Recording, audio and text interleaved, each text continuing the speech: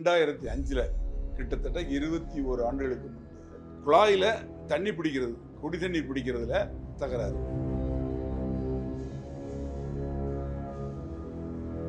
அவரை கொலை பண்ணி அவரோட தலையை எடுத்துட்டு வந்து அம்பாசமுத்திரத்திலிருந்து திருநெல்வேலி வரைக்கும் போகக்கூடிய கள்ளக்குறிச்சி வழியா போகக்கூடிய மாநில பைபாஸ் ரோடு இருக்கு. அந்த ரோட்ல கரம்பைன்னு ஒரு ஊர், இதுக்கு பக்கத்துல ஒரு ஊர் தான். அவர் தலையை கொண்டு அங்க வச்சிட்டாங்க.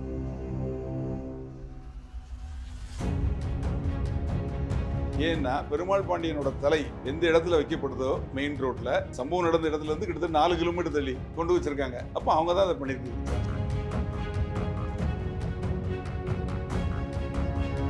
2021 காவல்துறை வந்து இவங்க ஒரே ஊருக்காரங்க ஒரே ஜாதிக்காரங்க அப்படின்னு சொல்லி 2 குரூப்பையும் கூப்பிட்டு சமரசம் பேசி இனிமேல் சண்டை கிண்ட போடாதீங்க, இனிமேல் எதுவும் பண்ணக்கூடாது அப்படின்னு சொல்லி சமரசம் பண்ணி அனுப்பிச்சிருக்காங்க. அந்த சமரசத்துக்கு அப்புறம் தான் இப்பதான் வந்திருக்காரு.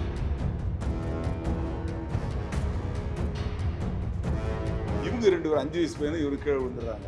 விழுந்ததுக்கு அப்புறம் பின்னாடி இந்த கார்ல வந்தவங்களும் அது தவிர 8 மோட்டார் சைக்கிள் வந்திருக்காங்க. எல்லாரும் சுத்து போட்டு இவரை வந்து வெட்டுறாங்க. வெட்டி இவர் தலையை தனியா வெட்டி எடுக்கிறாங்க. அந்த சின்ன பையனை வெட்டி கொண்டுறாங்க.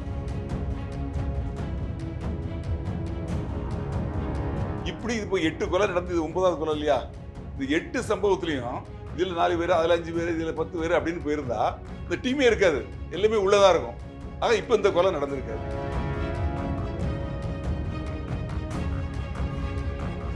காவல்துறை வந்து பிடிக்க போகையில் நிச்சயமா இது மாதிரி கொடூர குற்றவாளிகள் காவல்துறையை அட்டாக் பண்ணுவாங்க. அப்போ காவல்துறை வந்து மினிமம் ஃபோர்ஸ் யூஸ் பண்ணலாங்கிறாங்க. அதை மாதிரி மினிமம் ஃபோர்ஸை யூஸ் பண்ணி அதில் யாராவது ஒருத்தர் இந்த தரப்பில் ஒருத்தர் அந்த தரப்பில் ஒருத்தர் போனாதான் அவங்களுக்கு ஒரு பயம் இருக்கும்.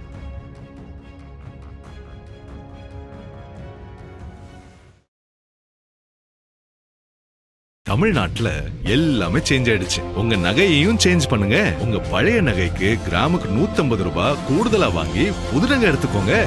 அதே கம்மி சேதாரம் தான் உங்க லலிதால மட்டும்தான். ஆச்சி மசாலா, எந்த சமையலும் ருசி தேடும் ரகசியம் 20 ரூபாய். கிங் டிவி நேயர்களுக்கு வணக்கம். இன்றைய சிறப்பு நிகழ்ச்சியில் நம்முடன் இணைந்திருக்கிற முன்னாள் காவல் அதிகாரி ராஜாராம் அவர்கள். வணக்கம் சார். திருநெல்வேலியில இந்த பகைக்கு பகை, அடுக்கடுக்கான மர்டர்கள் நடந்துட்டே இருக்கும். அதே மாதிரிதான் இரட்டை கொலை சம்பவம் நடந்திருக்கு. எப்படி நடந்திருக்கு சார்? திருநெல்வேலி மாவட்டத்தில் அம்பாசமுத்திரம் பக்கத்தில் கல்லடிக்குறிச்சி அப்படின்னு ஒரு ஊர் இருக்கு. அந்த கல்லடிக்குறிச்சிக்கு பக்கத்தில் மூலச்சி அப்படின்னு ஒரு கிராமம். அந்த கிராமத்தில் ஒரே சமுதாயம், அந்த சமுதாயத்தை சேர்ந்த 2 பிரிவுக்குள்ள தகராறு. என்ன தகராறு அப்படின்னா 2005 கிட்டத்தட்ட 21 ஆண்டுகளுக்கு முன்பு குழாயில தண்ணி பிடிக்கிறது, குடி தண்ணி பிடிக்கிறதுல தகராறு. அந்த இதில் 2 பிரிவாயிடுறாங்க. 2 பிரிவாகி இவங்க மாறி அவங்கள விட்டு அவங்க இவங்கள விட்டு அப்படி மாறி மாறி 9 கொலைகள் நடந்துருதா சொல்கிறாங்க இது வரைக்கும். இதில் ஒரு கொலையில் சம்மந்தப்பட்டு அவங்க வந்து கைதாகி ஜெயிலுக்கு போயிட்டு வெளியே வந்து அவங்க வந்து வெளியூரில் போய் ஜாமீன் கையெழுத்து போடுறாங்க. அதாவது காவல் நிலையத்தில் வந்து கையெழுத்து போடணும்னு சொல்லி நீதிமன்றத்தில் சொல்லியிருப்பாங்க, வெளியூரில் தங்கி. அப்படி அவங்க வந்து திருச்செந்தூரில் தங்கி இருந்திருக்காங்க. இந்த இதில் உள்ள ஒரு டீம் கொலை வழக்கில் சம்மந்தப்பட்டு கைதாகி ஜெயிலுக்கு போயிட்டு ஜாமீனில் வந்தவங்க, நிபந்தனை ஜாமீன் கையெழுத்து போடல, இங்கேருந்து தேடி போய் ஆப்போசிட் பாரி அங்கே கொலை பண்ணியிருக்காங்க. இந்த 9 கொலைகள் சொல்கிறாங்களே அதில் ஒன்று.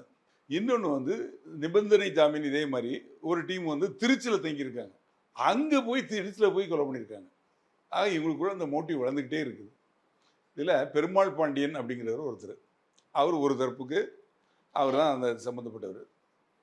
அவரை வந்து 2012 இதே மாதிரி அதுக்கு ஆப்போசிட் டீம் அந்த பொருள் உள்ளவங்க தான் அவரை கொலை பண்ணி அவரோட தலையை எடுத்துகிட்டு வந்து அம்பாசமுத்திரத்துலேருந்து திருநெல்வேலி வரைக்கும் போகக்கூடிய கள்ளக்குறிச்சி வழியாக போகக்கூடிய மாநில பைபாஸ் ரோடு இருக்குது, நெடுஞ்சாலை ரோடு.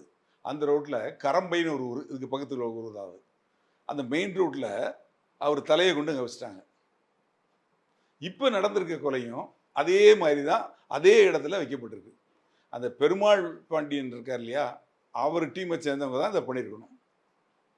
அவரோட பையனோ அவரோட சகோதரனோ அவங்களோட நண்பர்களோ சேர்ந்து தான் நேற்று நடந்த சம்பவத்தை அரங்கேற்றிருக்காங்க. ஏன்னா பெருமாள் பாண்டியனோட தலை எந்த இடத்துல வைக்கப்படுதோ மெயின் ரோட்டில் சம்பவம் நடந்த இடத்துலேருந்து கிட்டத்தட்ட 4 கிலோமீட்டர் தள்ளி கொண்டு வச்சுருக்காங்க. அப்போ அவங்க தான் அதை பண்ணியிருக்க சான்ஸ். அது மட்டும் இல்லை, இந்த கொலை எப்படி நடந்ததுன்னு சொல்கிறேன். காளிமுத்து அப்படிங்கிறவர் வந்து அவர் அந்த எந்த குற்ற வழக்கிலும் சம்மந்தப்பட்டவர் கிடையாது. ஆனால் அவர் ஒரு டீமை சேர்ந்தவர். ஒரு டீம்னா அந்த 2 குரூப் இருக்காங்களா, அதில் இருந்து ஒரு குரூப்பை சேர்ந்தவர் அவர். பெருமாள் பாண்டியனுக்கு இல்லை எதிரான குரூப்பை சேர்ந்தவர். இவங்கெல்லாம் பயந்து போய் இந்த மாதிரி சம்பவங்கள் தொடர்ந்து நடக்கிறதுனால எல்லாரும் வெளியூருக்கு போயிட்டாங்க. 2021 காவல்துறை வந்து இவங்க ஒரே ஊருக்காரங்க ஒரே ஜாதிக்காரங்க அப்படின்னு சொல்லி 2 குரூப்பையும் கூப்பிட்டு சமரசம் பேசி இனிமேல் சண்டை கிண்டை போடாதீங்க, இனிமேல் எதுவும் பண்ணக்கூடாது அப்படின்னு சொல்லி சமரசம் பண்ணி அனுப்பிச்சிருக்காங்க. அந்த சமரசத்துக்கு அப்புறம் தான் இப்போ தான் வந்திருக்காரு. 2021 சமரசம் பண்ணாலும் 26 தான், 2 மாதத்துக்கு முன்னாடி தான். காளிமுத்து குற்ற பின்னணி உடையவர் தான் சார். கிடையாது, காளிமுத்து மேலே வழக்கு கிடையாது. ஆனால் காளிமுத்து 2 பிரிவு இருக்கு இல்லையா, பெருமாள் பாண்டியன் பிரிவுன்னு ஒன்று, இன்னொரு பிரிவு இருக்குல்ல, அந்த இன்னொரு பிரிவை சேர்ந்தவர். அந்த காளிமுத்து வந்து 2 மாதத்துக்கு முன்னாடி தான் அந்த ஊருக்குள்ளே வந்திருக்காரு. வந்து கூலி வேலைக்கு போயிட்டு இருக்காரு. இப்போ நேற்று காலையில் அவர் வந்து பக்கத்தில் இருக்கக்கூடிய ஒரு கிராமத்தில் போய் மாதுடையார் வல்லது நம்பிக்குளம், அது வந்து இந்த சம்பவம் நடந்த இடம். ஆனால் அவர் வந்து வேலை பார்த்தது எங்கன்னா அங்கே உறவினரோட ஒரு தோட்டத்தில் போய் கூலி வேலை பார்த்துட்டு அங்கே இருந்துட்டு அவரோட பையங்க 2 பேர், சின்னதுரைன்னு ஒரு பையன், அவனுக்கு வயசு 15, இன்னொரு பையன் 5 வயசு உள்ள ஜெயராஜ், 2 பையங்களையும் தன்னோட மோட்டர் சைக்கிளை கூப்பிட்டுட்டு அந்த மாதுடையார் குளம் அந்த பகுதியில் தான் வேலை பார்த்துருக்காரு. வேலை பார்த்துட்டு வல்லது நம்பிக்குளம் தெரு வழியாக அவர் ஊருக்கு வராரு மூலச்சிக்கு. இந்த சம்பவம் நடந்தது வல்லது நம்பிக்குளம் பகுதியில் தான் நடக்குது இந்த சம்பவம். பைக்கில் இவங்க 3 பேரும் போகிறாங்க. பின்னாடி ஒரு கார் வருது, பின்புறமாக மோதுது. மோதினோன்னு கீழே விழுந்துடுறாங்க. கீழே விழுந்துட்டு அந்த பையன் பெரியவன் இருக்கிறாங்க, 15 வயசு பையனுக்கு அடிபடுது, கால் உடைஞ்சு போகுது. இவங்க 2 பேர் 5 வயசு பையனும் இவரு கீழே விழுந்துடுறாங்க. விழுந்ததுக்கப்புறம் பின்னாடி இந்த காரில் வந்தவங்களும் அது தவிர 8 மோட்டர் சைக்கிளில் வந்திருக்காங்க. எல்லாரும் சுற்று போட்டு இவரை வந்து வெட்டுறாங்க. வெட்டி இவர் தலையை தனியாக வெட்டி எடுக்கிறாங்க. அந்த சின்ன பையனை வெட்டி கொண்டுடுறாங்க. அந்த வண்டி மோதினதுலேயே அவன் கீழே விழுந்து பாதி உயிர் போயிடுச்சு, அவனையும் கொண்டுடுறாங்க 5 வயசு பையனை. அதுக்கப்புறமா அதுதான் கொடூரத்தின் கொடூரம். என்ன பண்ணுறாங்கன்னா பைக்கில் இவரோட தலையை கையில் பிடிச்சிக்கிட்டு அந்த ஊருக்குள்ளே போய் இவரோட உறவினர்கள், காளிமுத்தோட உறவினர்கள் பெண்கள்லாம் இருக்க இடத்துல போய் இங்கே பாரு உங்கள் ஆளை போட்டு தள்ளிட்டேன் பாரு, தலையை பாரு தலையை பாரு தலையை பாருன்னு ஒரு ஊர்வலமாக பைக்கிலேயே சுற்றிட்டு ஒரு ரவுண்டு வந்துட்டு திருப்பி அதே கரம்பை யார் பெருமாள் பாண்டியன் தலையை எங்கே வச்சாங்களோ அந்த இடத்துல மெயின் ரோட்டில் கொண்டு வச்சுட்டு எஸ்கேப் ஆயிடுறாங்க. இந்த பையன் வந்து அடிபட்டு இறக்கலை, சின்னதுரை அவனுக்கு காயத்தோட பொழைச்சிக்கிட்டான். அப்புறம் காவல்துறையெல்லாம் கேள்விப்பட்டு அவங்க ஊரில் இருக்கவங்களாம் ஓடி வந்து எல்லாம் வந்து அந்த பையனை காப்பாற்றி அரசு மருத்துவமனைக்கு அனுப்பிச்சிட்டாங்க. இந்த 2 பாடியையும் எடுத்து அரசு மருத்துவமனைக்கு திருநெல்வேலிக்கு அனுப்பிச்சிட்டாங்க போஸ்ட்மார்ட்டத்துக்கு. இதில் காவல்துறை வந்து மேற்கொண்டு பிரச்சனைகள் எதுவும் நடக்காமல் இருக்கிறதுக்காக ஃபுல்லாக எல்லா இடத்துலையும் ஸ்ட்ரென்த்து போட்டிருக்காங்க. இந்த பிரச்சனை என்ன காரணம்னா, அந்த பெருமாள் பாண்டியனை கடைசியாக கொலை பண்ணாங்க. அவர் ஒரு முக்கியமான நபர். அந்த கொலை பண்ணதில் இவரோட உறவினர் யாரோ சம்மந்தப்பட்டிருக்காங்க போலுக்கு. அதுக்கு பழிக்கு பழி வாங்குறதுக்காக இவர் அந்த மாதிரி கொடூரமான முறையில் கொலை பண்ணியிருக்காங்க. பொதுவாக தென் மாவட்டங்களில் 3 ஜாதிகள், அந்த ஜாதிகளுக்குள்ளே தான் பிரச்சனை வரும். இவங்க அவங்கள விட்டுவாங்க, அவங்க இவங்கள விட்டுவாங்க, மாறி மாறி யார் பெரிய ஆள் அப்படிங்கிறதுக்காக அப்படி தான் ஆயிரக்கணக்கான கொலைகள் நடந்தது முன்னாடி.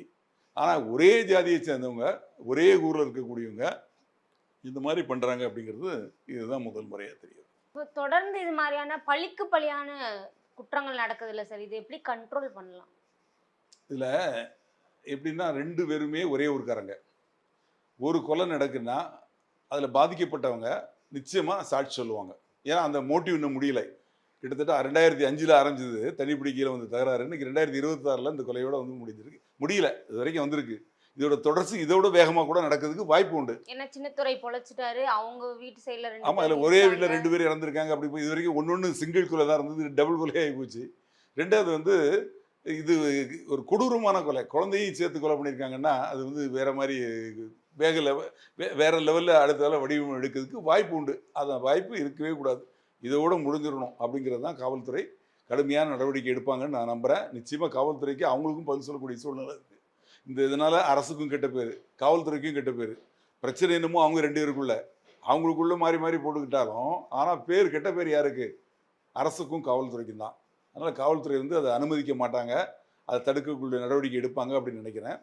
என்னோட தனிப்பட்ட கருத்து என்னென்னா, முதல் கொலை எப்போ நடந்ததோ அந்த வழக்கில் சம்பந்தப்பட்டவங்களுக்கு நீதிமன்றத்தில் சாட்சிகள், அதாவது இறந்து போனவரை சேர்ந்தவங்க நிச்சயமாக சாட்சி சொல்லுவாங்க.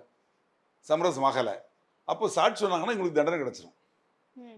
அப்போ அந்த கேஸை ட்ரையலுக்கு கொண்டு வந்து சீக்கிரமாக சாட்சிகளை ஏற்றி இதில் யார் சம்மந்தப்பட்டிருக்காங்க 5 பேர் சம்மந்தப்பட்டிருக்காங்க 5 பேரையும் உள்ள அனுப்பிச்சிடலாம். அடுத்த கொலை ஆப்போசிட் சைடில் நடந்திருக்கும், அதை கேஸ் நடத்தி அதில் ஒரு 5 பேரை உள்ள அனுப்பிச்சிடும். இப்படி இது இப்போ 8 கொலை நடந்து, இது 9வது கொலை இல்லையா? இந்த 8 சம்பவத்துலேயும் இதில் 4 பேர், அதில் 5 பேர், இதில் 10 பேர் அப்படின்னு போயிருந்தா இந்த டீமே இருக்காது, எல்லாமே உள்ளதாக இருக்கும். ஆக இப்போ இந்த கொலை நடந்திருக்காது. ஜாமீன் கொடுக்குறாங்கல்ல சார், எதன் அடிப்படையில் கொடுக்குறாங்க, எப்படி வெளியே வராங்க சார்? இந்திய நாட்டில் உள்ள சட்டங்கள் வந்து கடுமையாக இல்லாதோட ஒரு நல்ல ஒரு விளக்கம் வேணும்னா அது இதுதான். இதே மாதிரி தான் சென்னையில் வந்து ரவுடி கும்பல்கள் ஆப்போசிட் குரூப் மாறி மாறி வெட்டிகிட்டு இருப்பாங்க. இப்போ இங்கே வந்து ஒரு கிராமத்தில் கூட ஒரே ஜாதியை சேர்ந்தவங்க மாறி மாறி வெட்டிகிட்டு இருக்காங்க. என்ன காரணம்னா சட்டத்தில் ஜாமீன் கொடுக்கலாம்னு வழி இருக்குது, அதனால் ஜாமீன் ஈஸியாக கொடுத்துட்றாங்க.